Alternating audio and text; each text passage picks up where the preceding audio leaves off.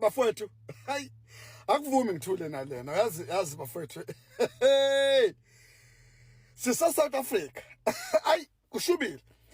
Siyamkhalela uMinister Senzo Mchunu osamisiwe manje. Okufuna ngabe uxoshiwe xo. Ngabona ukuxoshwa dismal kumele ngabe uxoshiwe.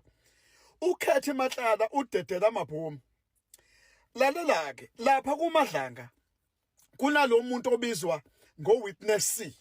U-Witness C, yabo labo witness A, B, C, D, K, what. Amaphoyisa lawo asebenza kwi-task team. Amaphoyisa lawo.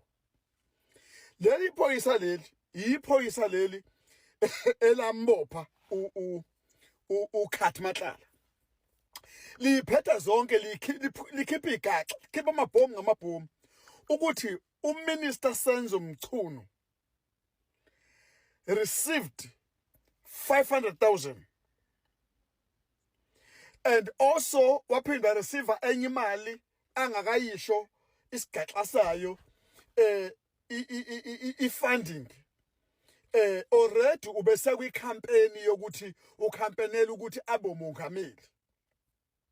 So une-crew yakhe ebisi-campaigner already ukuthi ubomongameli. Kwakunengqungquthela eyayise Cape Town. Ngicabanga ukuthi angazi ukuthi kwakwenzakalani eCape Town.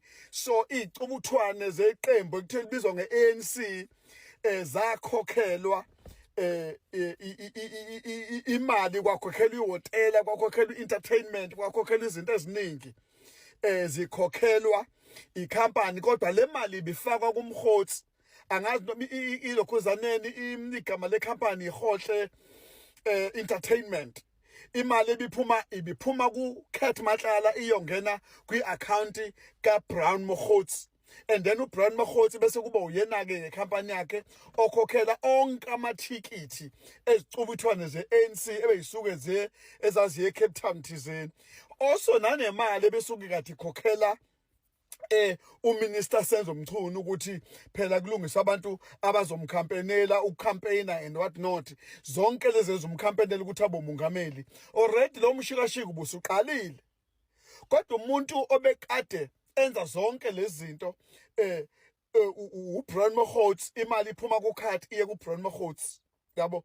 Should uBrown Mokgotsi uyena mxhumanisi specialist asenza zonke izinto on behalf of uKhathi Matlala also and on behalf of Minister Senzo Mchunu. Amabhomu kaqhumile. Amabhomu futhi wathembisa emaphoyiseni ukuthi uKhathi Matlala ngalesikhathi sekade sikhanselwe itender yakhe le ka 350 million or 350 billion whatever 350 million le yasemaphoyiseni phela eyakhanselwa kade isetshenzwa ubani uKhathi Matlala. Yilapho khona adinwa khona abacikeka ukuthi hawu kade ngikhokha mina ngikhokha and then isiyaphinda futhi yakhanselishwa itender yami. Wabhala wathumela ama message kuBrown Mokgotsi ukulalela njengamanje labantu ngizoba expose ABC and that including naye uMchunu uSenzo Mchunu. So ke bafowethu nina ke enama support akhe uSenzo Mchunu, ngoba ngiyazi kuhlale njalo kunamazambane abolile, yabo. Amaqiniso evela right tangible ebambeka. Kube khona abantu abathanda ukuphuma eceleni njengoJosaka, yabo. Uthotha amazambane awu-20 kodwa kunezambane elilodwa libolile selibolisa nelinye. Bafowethu asihlangani nabantu abadlayo, asihlangani nabantu abacorruptayo, asihlangani namasela bafowethu, asihlangani napolitiki futhi bafowethu, kodwa iqiniso lithi kunabantu bafowethu abahluphekayo ekufuneke ngabe baya benefit ukuthola lezi imali bese kuyakhwatshaniswa. Abantu abakhwabanisayo bebehola ngenyanga asibadingi, yabo. Kahle uMinister Senzo Mchunu bekungafanele ngabe suspended. He was supposed to be fired straight away. And I mean, I've said it again, ngathi this man is guilty. Qala nje ukukhuluma isaqala nje ngathi no, uSenzo Mchunu is guilty. Ngakusho lokho ngathi is guilty, yabo. I did receive a calls in one of abantu ebengitshela abantu some really friends abanye ngiyabazi bethi hayi kodwa Msomi bengafanele ukukhulume kanje ngathi because you think I'm a politician. I'm not a politician. So if when you are beneficiaries of one of those things yama business owenza ngendlela wrong ku-wrong ukuthi usho kanjalo kumina yabo.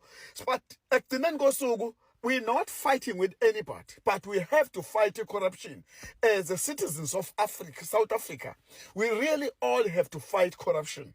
And I'm waiting for the time where abantu South Africa bonke, whether blue or yellow or white or whatever kind of race it is. If ungumhlalo South Africa, there will become a time when people are saying enough is enough. Sikhathele athi amaXhosa sidikiwe ngoku. Sidikiwe ke ngoku. Ngiyakutshela uyabona lapho ivesa ngempela sigcwala umgwaqo kungasebenzi imoto 2 months 3 months 4 months noma unyaka sebenza lutho akunyakazi ibhanoyi airport akunyakazi lutho sithi no, enough is enough. Sesikhathele nina ama politician sihlale njalo sinithuma niyohlala emaparlamente nidla imali naze yonke into kade nantshontsha futhi still masela ndini. Sikhathele bafowethu sifuna uclean uhlala ubaba ungubane ekhuluma ngeclean governance ekuthena uyi-clean governance ebabiza abantu abanjanjanjani ezowabuza usizo kuthiwa madoda ntshontshile nami bafowethu ngimi kanjalo ngithi bafowethu ubusela abudingeki. Lo mdlalo wamaxoki udlalela lo mdlalo wenu wamaxoki kodwa bafowethu musani untshontshela abantu abaphuwa musani ukufuna ukufulfilla lesike sithi the poor will become more poor and the richer will become more richer. No, I don't want that. I don't believe that. I really don't believe that. Abantu bakaNkulunkulu laba, these people, they need to be served ngendlela eyiqiniso not ngamanga. Igaxa ziyaphuma manje uma ngasathi ufuna ukuzwa le commission iphume ngoba bephuma ama allegation ephuma eqhamuka ubaba uShamasi baba uNhlanhla Mkhwanazi ukuthi konakele kumoshekile. There are drug cartels, there are cartel upon cartels, the mafia. So this country has become a mafia state. What are we doing as a country? So kunama commissioner u2 njengamanje yabo, but ubufakazi enifuna yibuphi? Ngisaphula ubufakazi nathi iqiniso liphumile. Thatha umthuni mfake ejele, thatha uSibiya mfake ejele. Sesiyazi ukuthi uSibiya naye wafandwa ngo2 million efandwa uKhathi Matlala ukuthi athenge ilokhuzana, athenge ilendi, avule whatever it is, wenza ilonji, wanikeza nelokhuzana, wanikeza nezinyamazana ezu20 ezafa zonke lezo zinyamazana. Imali ontshontsho ngeke izikise ndawo. We really need to stand up, people of South Africa, and say enough, it's enough. Amasela, they must go. Mina lelizwe engathi ngavele liphatha amasosha. Sidinga amasosha or whatever kind of police forces.